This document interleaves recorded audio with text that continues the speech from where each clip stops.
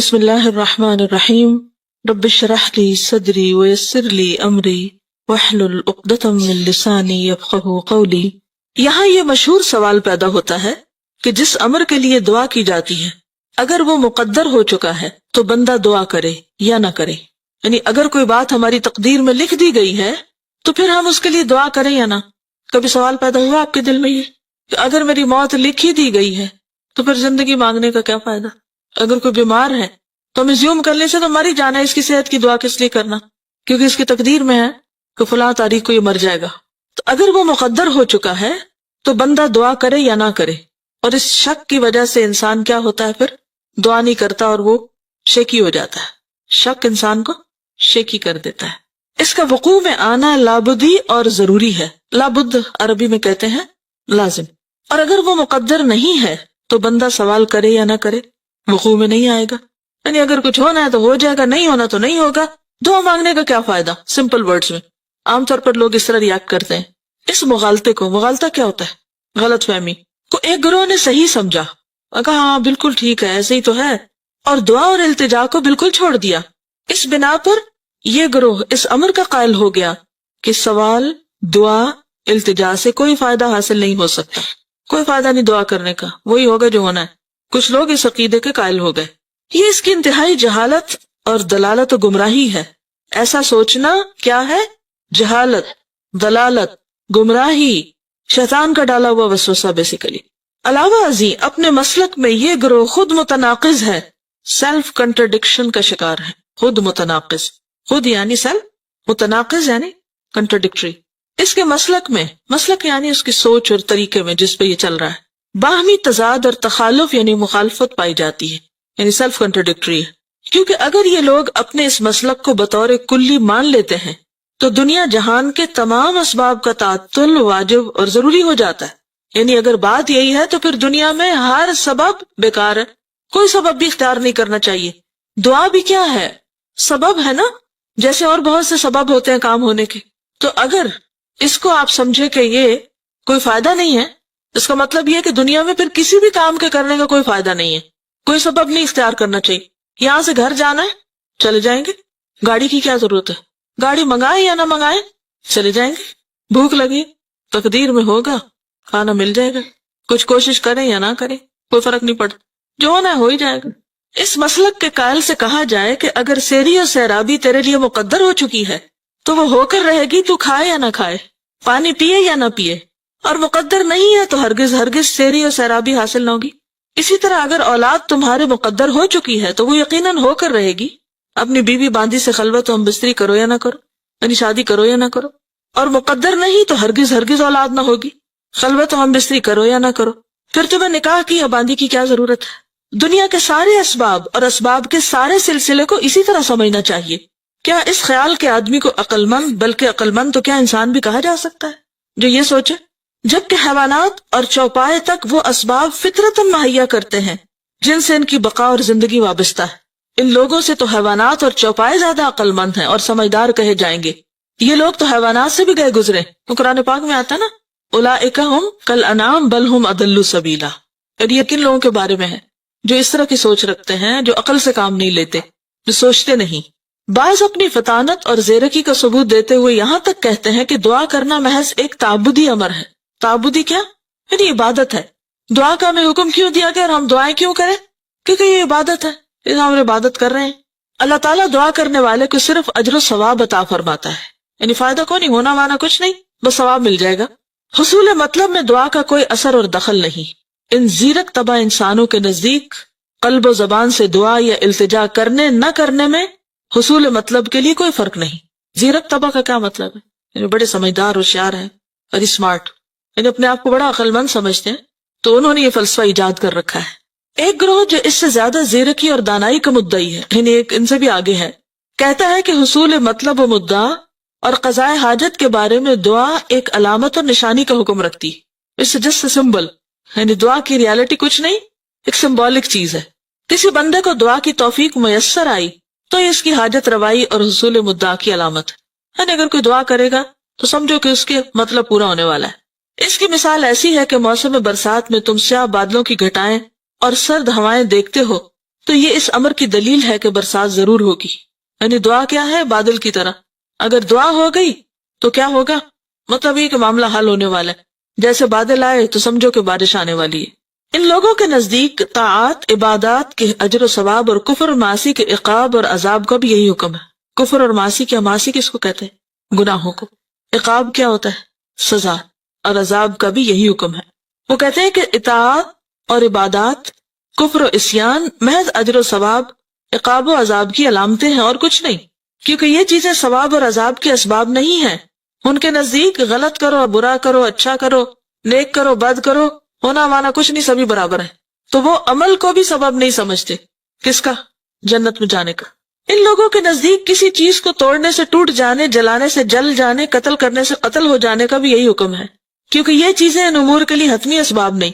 وہ کہتے ہیں ضروری نہیں کہ کوئی چیز توڑے تو ٹوٹ ہی جائے، جلائے تو جل ہی جائے، قتل کرے تو قتل ہو بھی جائے، کہ ضروری نہیں کہ ایسا ہو. کبھی نہیں بھی ہوتا. کئی لوگ باریک بحثیں کرتے ہیں نا، اب آپ ان سے کہیں کہ یہ کریں تو کہتے ہیں ضروری ہے کہ ایسا کرے تو ہو جائے. مثلا آپ کسی بچے سے کہیں کہ پڑھو، مجھے کیا ضرورت ہے پڑھنے کی؟ کیا سارے پڑھنے والے پاس ہوتے ہیں؟ تو اس سے کیا پوچھنا چاہیے کہ نہ پڑھنے والے کب پاس ہوئے؟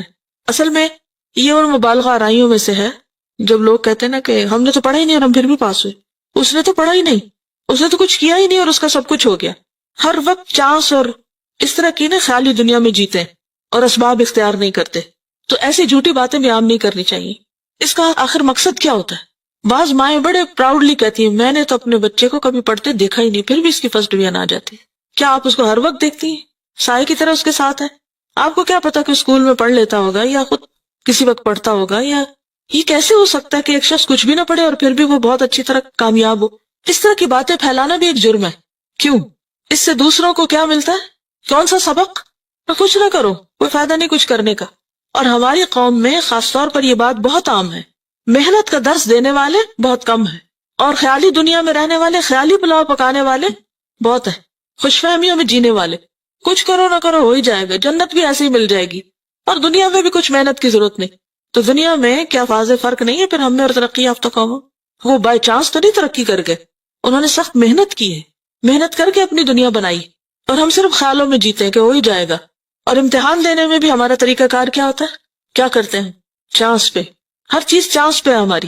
لیکن کچھ لوگ تو بڑے عقل مند ہوتے ہیں، وہ ہر چیز چانس پہ نہیں رکھتے، مگر ایسے لوگ کم ہیں. کیونکہ یہ چیزیں ان امور کے لیے حتمی اسباب نہیں، کیونکہ ان چیزوں میں اور ان امور میں کوئی ترتیب و تعلق نہیں، محض ایک عادتی ربط و تعلق ہے. وہ کہتے ہیں بس یہ ایک عادت ہے، دیا سلائی جلاؤ تو آگ جل جاتی. کوئی ایسا اثر اور ایسا تعلق اور ربط نہیں جو بطور سبب اور علت کے ہو. وہ کہتے ہیں کہ یہ سبب نہیں کہ چیز پھینکے تو ٹوٹ جائے. وہ کیا کہتے ہیں؟ بس یہ عادت ہے اور ایسا ہو جاتا ہے. ان کا یہ قول ظاہر، عقل، شرع، فطرت اور تمام اہل عقل و بصیرت کے خلاف ہے. اس کو انڈر لائن کریں. کس کس کے خلاف ہے؟ عقل، شریعت، فطرت اور اہل عقل و بصیرت کے خلاف. بلکہ دنیا جہان کے عقل مند ارباب بصیرت ان کا مذاق اڑاتے ہیں. مذاق اڑاتے کا مطلب مذاق اڑاتے ہیں. سائل کے بیان کردہ دونوں مسلکوں کے علاوہ اس بارے میں ایک تیسرا مسلک ہے، اور وہی صحیح مسلک ہے.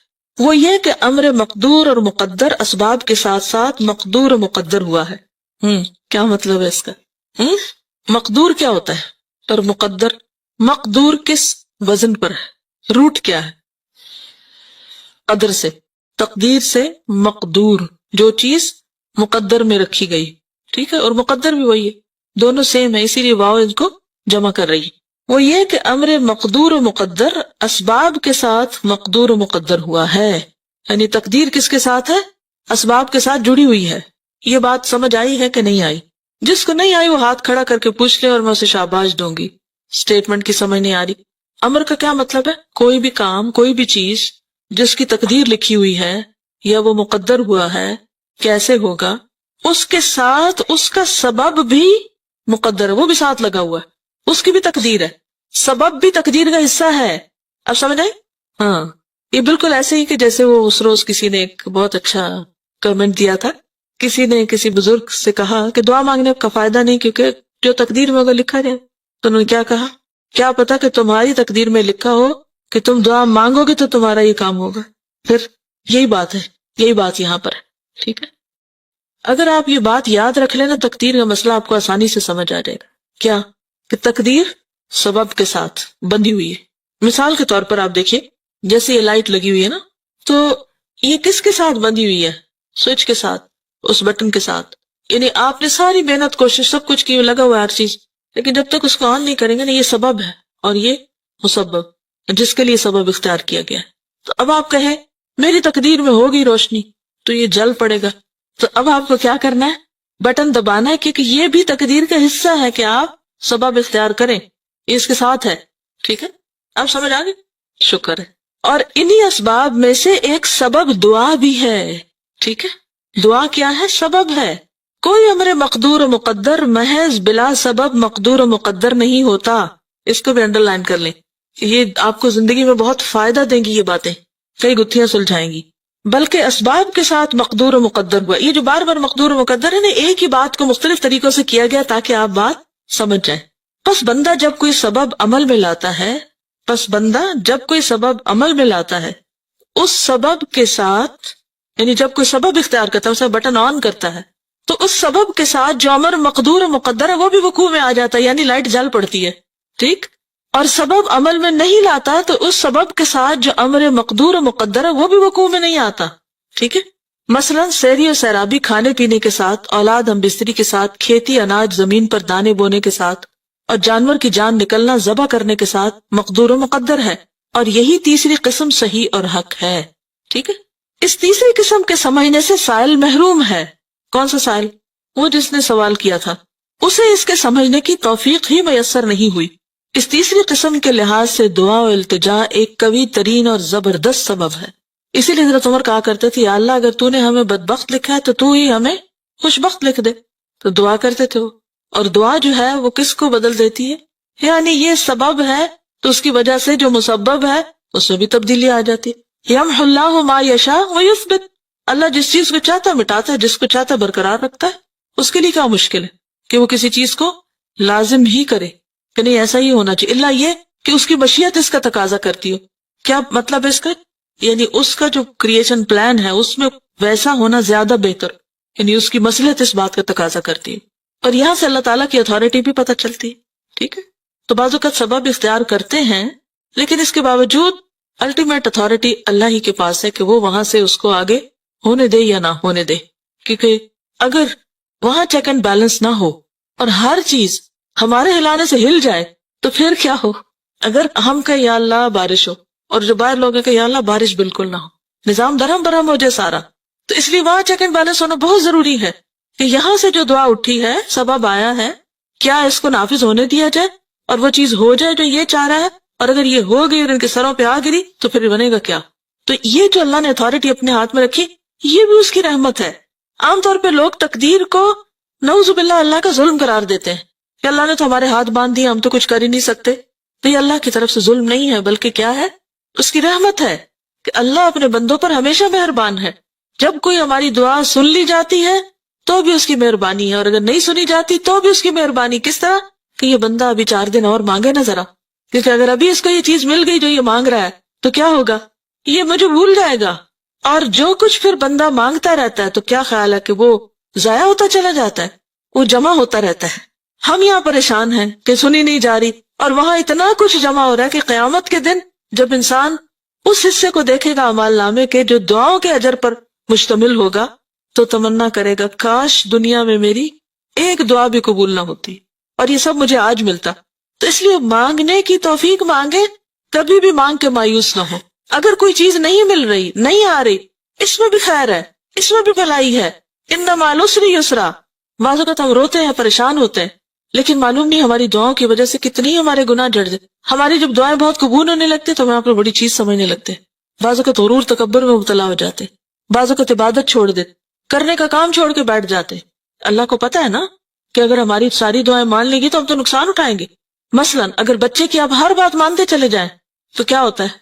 ہماری عقل سمجھ تو اللہ کے مقابلے میں بچے سے بھی گئی گزری ہے. ماں اور بچے میں کتنا فرق ہوتا ہے، چند سالوں کا نا، کبھی 18-20 سال کا ہوتا ہے، کبھی تھوڑا بہت زیادہ یا کم.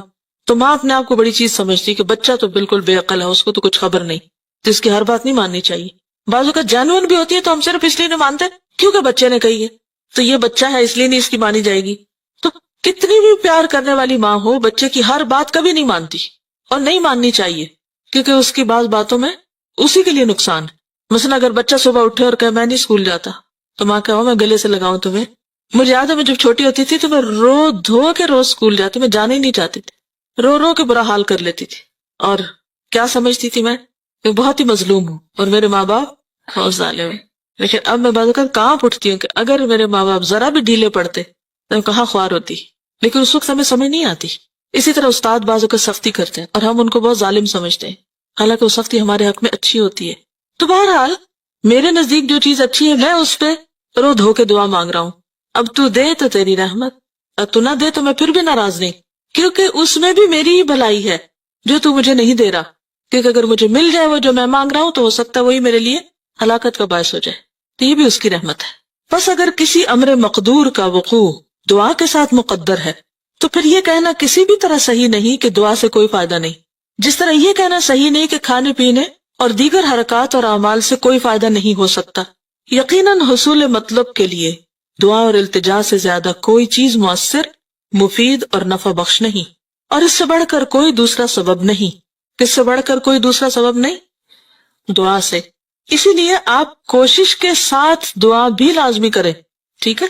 یعنی دونوں چیزیں ساتھ ساتھ چلیں گی, یعنی ظاہری اسباب بھی اور دعا والا سبب بھی. مثلا ایک کام کو کرنے کے لیے, مثلا گھر میں داخل ہونا ہے آپ نے, تو آپ کیا کرتے ہیں؟ اپنی لاک کھولتے, اندر داخل ہوتے, داخل ہو گئے, ساتھ کون اور داخل ہو گیا؟ شیطان بھی داخل ہو گیا. اب وہ آ کے فتنے پھیلا رہے ہیں, لڑائی جھگڑے کرا رہے ہیں اور غلط کام ہو رہے ہیں گھر میں. اب آپ کیا کرتے ہیں کہ آپ دروازہ بھی کھول رہے ہیں اور اس کے ساتھ ساتھ دعا بھی پڑھ رہے ہیں, تو آپ ایک حفاظت کے ساتھ داخل ہو رہے ہیں. گھر سے باہر نکل رہے ہیں تو بھی یہی بات ہے. اب آپ دعا تو پڑھیں اور دروازہ نہ کھولیں تو یہ بھی درست نہیں, آپ دروازہ کھولیں اور دعا نہ پڑھیں یہ بھی درست نہیں. تو بہتر کیا ہے؟ بالکل اسی طرح بیمار ہیں آپ, دوا لینی ہے آپ کو. ایک یہ ہے کہ دوا نہ لیں اور صرف دعا کریں, اور دوسرا یہ ہے کہ دوا لیں اور دعا نہ کریں, اور تیسرا یہ ہے کہ دوا بھی لیں اور دعا بھی کریں. دوا بھی سبب ہے, دعا بھی سبب ہے. ان دونوں میں سے بھاری سبب کون سا ہے؟ دعا. لیکن اس کا یہ مطلب ہرگز نہیں کہ مضبوط یا بہترین سبب لینے کی وجہ سے آپ نے دوسرے سبب کو اگنور ہی کر دیا, تو اس کو ساتھ لے کے چلنا ہوگا. یہی اللہ کا حکم ہے. واضح, اچھی طرح واضح, کہ جب بھی کوئی مشکل پیش آئے, کوئی بھی کام کرنا ہو, کوشش پلس دعا. صرف اپنے زور بازو پر بھروسہ نہیں کرنا. کس پہ بھروسہ کرنا؟ اللہ پر. کہ سائی ہماری طرف سے, اتمام اللہ کی طرف سے. ہم کوشش کریں گے, کام کو مکمل کرنا اللہ کے ذمہ ہے. وہ جیسے فارسی کا ایک شعر ہے نا, سپردم بتو مائے خیشرا تو دانی حساب کمو بیشرا. کیا مطلب ہے؟ کوئی پتہ نہیں. سپردم بتو, میں سپرد کرتا ہوں تیرے, مائے خیشرا, اپنی حقیر کوشش, تو دانی, تو جانتا ہے, حساب کمو بیشرا, کمی بیشی کا حساب تو جانتا ہے. یعنی مجھے جتنی سمجھ تھی میں نے کام کر دیا, اب یا اللہ تو اس کو پار چڑھا. میں نے کشتی بنا دی, تو اب جب بیٹھنے لگو تو کیا کرو؟ نوح علیہ السلام نے جب کشتی بنائی تھی تو اللہ تعالیٰ نے کیا فرمایا؟ کیا کرو اب سوار ہوتے وقت؟ کون سی دعا؟ کشتی بنا کے دعا پڑی نا. تو کشتی بنانا کیا تھا؟ سبب, ایک سبب اختیار کرنا. لیکن کشتی پر بھروسہ نہیں, ٹائٹینک پہ بھروسہ نہیں. اس کے لیے کیا ضروری ہے؟ دعا. کوئی بھی کام آپ کریں, اسی لیے آپ دیکھیں کہ نبی صلی اللہ علیہ وسلم کی جو دعائیں ہیں ہر موقع کے لیے, ہر موقع کے لیے, اور اس میں ہمارا ہی فائدہ ہے, ہمارے لیے پروٹیکشن ہے, ہمارے لیے اطمینان ہے. حضرات صحابہ کرام رضوان اللہ تعالی علیہم اجمعین چونکہ اللہ کے رسول اور کتاب و سنت کو سب سے زیادہ جاننے والے اور دین کو سب سے زیادہ سمجھنے والے تھے, اس لیے اس سبب دعا کو تمام اسباب سے زیادہ اہمیت دیتے تھے. سب سے پہلے یعنی کام کے آغاز میں بھی, اختتام پر بھی, اور نہایت اہتمام کے ساتھ اس پر عمل کرتے تھے. وہ دعا اور التجا کے شرائط اور آداب کے پابند تھے. حضرت عمر نے دشمنان اسلام کے مقابلے میں دعا ہی کے ذریعے بارگاہ الہی میں نصرت و امداد اور فتح و ظفر کی التجائیں کی, اور اکثر اوقات صحابہ کرام فرمایا کرتے تھے, لستم تنصرون بکثرت وانما تنصرون من السماء. کثرت افواج سے تمہیں فتح حاصل نہیں ہوتی بلکہ آسمان سے اللہ کی جانب سے نصرت ملتی ہے. کامیابی کہاں سے ملتی ہے؟ اللہ کی طرف سے. مزید فرماتے تھے, انی لا احمل ہم الاجابہ ولكن ہم الدعاء فاذا الہمت الدعاء فان الاجابۃ معه.